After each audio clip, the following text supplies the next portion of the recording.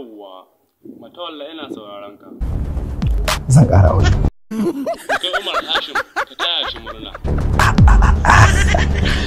To ke PA, me zaki ce dangane da haka? Maganar Umar Hashim wanda shine ya fito da mu daga cikin matsalar da muke ciki. Yawwa, ashe PA kin san gaskiya.